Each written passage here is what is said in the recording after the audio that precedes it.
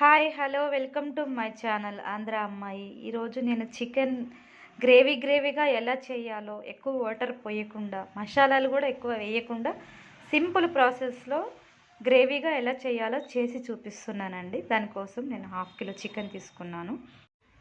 చికెన్లోకి నేను 2 స్పూన్ల కారం, 1 స్పూను అల్లం పేస్టు, 1 స్పూను ఉప్పు, 1/2 టేబుల్ స్పూన్ పసుపు, 1/2 టేబుల్ స్పూన్ ధనియాల పొడి వేసి కలిపి పక్కకు పెట్టుకున్నానండి.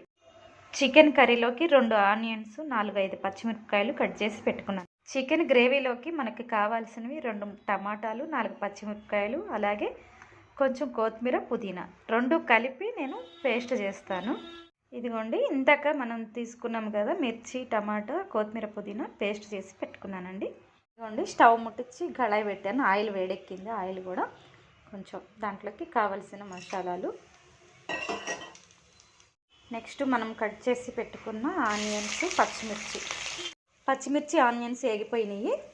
నానబెట్టుకున్న చికెన్ని వేసి ఇప్పుడు ఇంకా కొంచెం సన్న మంట మీద ఒక 10 నిమిషాలు ఉడకనిద్దాము. మూత పెట్టేసుకుందాము. చికెన్ ఉడికిపోయింది. ఇదిగోండి, పేస్ట్ వేస్తున్నాను. ఇందాక నూరి పెట్టుకున్నాం కదా, ఇదిగోండి పేస్ట్ వేయంగానే గ్రేవీగా వచ్చేసింది. మనకి వాటర్ కూడా అవసరం లేదండి. మనకి ఒకవేళ వాటర్ కావాలనుకుంటే మనం ఏదైతే మిక్సీ పట్టుకుంటామో పేస్ట్ ఉంటుంది కదా, దాంట్లో ఆ మిక్సీలోనే కొంచెం వాటర్ పోసుకొని దీంట్లో పోసేసుకుంటే అయిపోతుందండి. ఒక 10 నిమిషాలు ఉడకనిద్దాము దీన్ని. దీంట్లో ఇంకా మనం ఎక్కువ మసాలాలు కూడా ఏమీ వేయనండి. నేను జస్ట్ కొంచెం ధనియాల పొడి వేసి దింపేస్తాను, అంతేనండి. ఎక్కువ మసాలా కూడా ఏమీ వేయను. చికెన్ ఉడికిపోయిందండి. మనకి కొంచెం కొత్తిమీర, కొంచెం ధనియాల పొడి వేసి కలిపి ఒక 2 నిమిషాలు ఉంచి దింపేయటమేనండి.